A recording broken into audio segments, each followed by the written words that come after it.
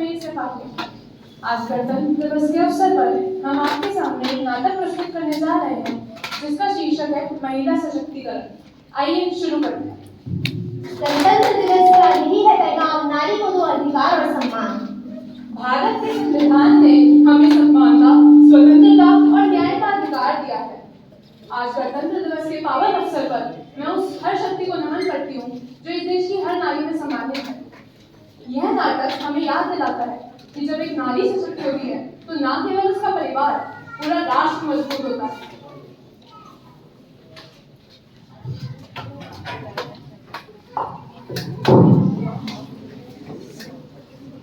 आप इतनी परेशान क्यों हैं? परेशान तो रहूंगा ना बाबूजी। आज के दिन बाप ने मेरा और आज के लिए जन्म का आज पर है। लेकिन हमारी जिंदगी में तो सिर्फ 9 साल की है। अभी तो उसके पढ़ने लिखने और प्रेम के दिन हैं। एक बाबूजी लड़कियां पराया होती हैं और पराया हमको भी पैदा कर दो उतना अच्छा होगा और कल्चर नहीं करने का बंद। बापू इसमें मेरी क्या गलती? आप मुझे पढ़ाई करने क्यों नहीं देते?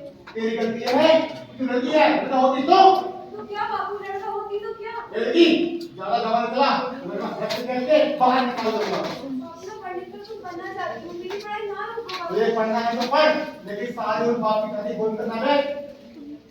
बापू अभी तो मेरी पढ़ाई लिखाई की है, मुझे पढ़ लिख कर डॉक्टर बनना है। पढ़ाई पढ़ाई पढ़ाई आज तक पढ़ाई का काम करना नहीं पड़ेगा। बापू, हट गई।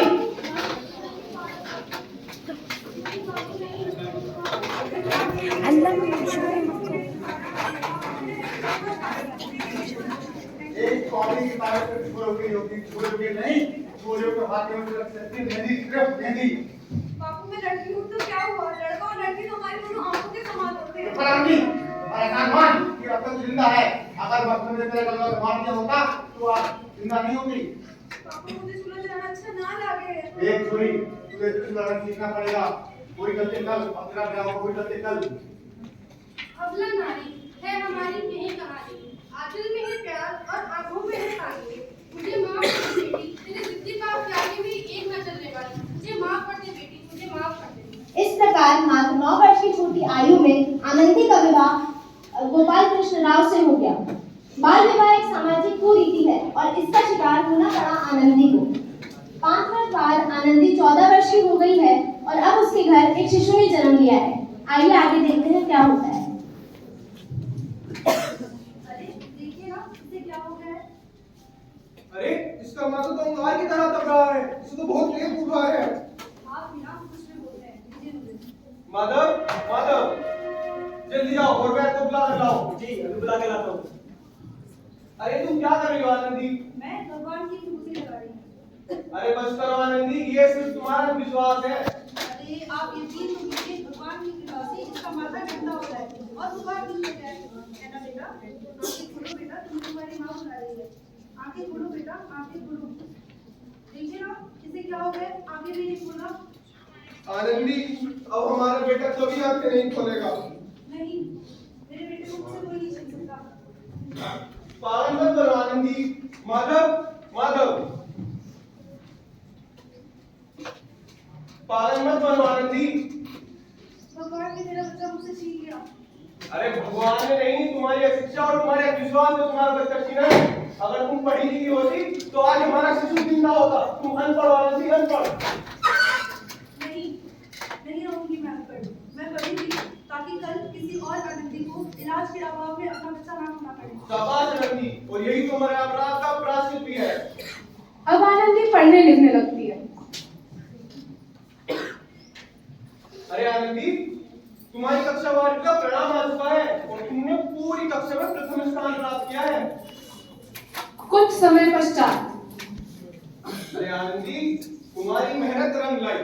तुम्हें शिक्षा वृत्ति मिली है और ये लो तुम्हारा अमेरिका जाने का टिकट। मुझे शिक्षा वृत्ति मिली है, मैं अमेरिका जा रही हूँ। तो ये सब मैं अमेरिका कैसे बताऊंगी? अरे आनंदी, तुम खुद को इतना कमजोर क्यों समझ रही हो? अरे फिर तुम्हारे इधर पढ़ने लिखने का क्या फायदा? तुम गवार हो आनंदी, गवार। गवार नहीं हूँ मैं गवार। तो इस प्रकार 7 अप्रैल 1883 में आनंदी अमेरिका के पेनिसिल्वेनिया के लिए रवाना हुई और 3 साल बाद उन्होंने डॉक्टर ऑफ मेडिसिन की उपाधि प्राप्त की। इधर आनंदी के पिता की तबीयत बहुत खराब है। आइए देखते हैं आगे क्या होता है। लगता है मेरे जाने का समय बोलो, शहर के बड़े हॉस्पिटल अमेरिका में डॉक्टर है, एक बार वहां पर चलकर दिखाते हैं। सही कह रहे हैं भैया, कम से कम हमें तसल्ली तो हो जाएगी। हाँ चलो चलते हैं, हॉस्पिटल चलते हैं। अरे इस मरीज की तो हालत बहुत खराब हो रही है। अब तो इसे कोई चमत्कार बचा सकता है। ऐसा मत बोलो भाई, डॉक्टर साहब कब तक आ जाएंगे? लो आगे डॉक्टर मैडम। डॉक्टर मैडम जल्दी देखिए, इस मरीज की हालत बहुत खराब हो रही है।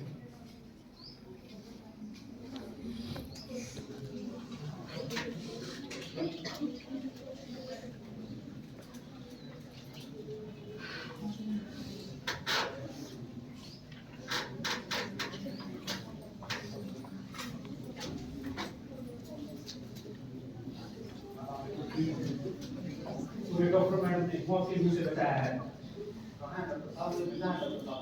डॉक्टर साहब नहीं, डॉक्टर मैडम बोलो। डॉक्टर मैडम, उन्होंने तुम्हें नया जीवन दान दिया है। ये लो आगे डॉक्टर मैडम, लो भी जो इनसे। डॉक्टर मैडम आपका बहुत बहुत धन्यवाद, आपने मेरे की जान बचाई है। एक गरीब आपको भला क्या कर सकता है। वचन चाहिए मुझे कि कभी ये नहीं कहूँगी कि लड़कियाँ कुछ नहीं कर सकती। वचन? कैसा वचन? अरे सामलाल, तुमने पहचाना नहीं? तुम्हारी बेटी आनंदी, आनंदी है ये।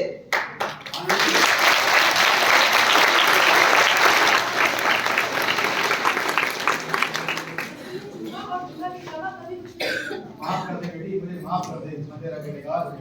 नहीं पिताजी, वही आनंदी जिसके हाथ गीले करके आप उसकी सारी जिंदगी खारा कर देना चाहते थे। माफ कर दे बेटी, मुझे माफ कर दे। नहीं पिताजी, मैंने तो आपका एहसान उठाया है। याद है ना आपको अपना एहसान जो बचपन में आपने मुझ पर किया था? कहानी सुना के जिंदगी जी मार डाला था मुझे। और बोलिए पिताजी, और किस किस को मार डालेंगे आप? माफ कर दे बच्ची, मुझे माफ कर दे, मैं तेरा गुनहगार हूँ। पिताजी, आप ही तो कहते थे ना, किताबें सिर्फ बेटों के हाथ में अच्छी लगती है, बेटियों के हाथ में तो सिर्फ मेहंदी। बेटों और बेटियों में फर्क करना तो आंखों में फर्क करने समान है। एक का पढ़ना और एक का ना पढ़ना सामाजिक अंधकार है पिताजी, सामाजिक अंधकार। उपकार मानता हूँ मैं तेरी बेटी का, जिसने मुझसे सारी कुछ ना मांगा, मांगा सिर्फ राधे का दर्जा। वरना सच तो ये है, मैं तेरे माफी के भी लायक नहीं हूँ बेटी, मैं तेरे माफी के भी लायक नहीं हूँ। आनंदी, माफ कर दे अपने बाबू, अगर सुबह का बोला शाम को लौट जाए, उससे बोला नहीं कहते।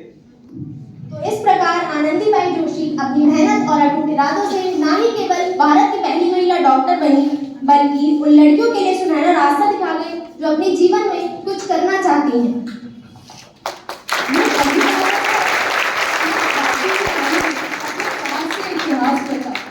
गणतंत्र दिवस को सिर्फ पर्व नहीं, यह उन आदर्शों की याद दिलाता है जो संविधान ने हमें दिए हैं, और महिला सशक्तिकरण उसी संविधान का एक अनमोल हिस्सा है। जब एक नारी सशक्त होती है तो पूरा समाज सशक्त होता है। महिला सशक्तिकरण ही सच्चे गणतंत्र की नींव है। संविधान ने हमें समानता का अधिकार दिया है। अब हमें महिलाओं को सशक्त बनाकर अधिकार को पूरा करना है। नारी है शक्ति, नारी है जान, नारी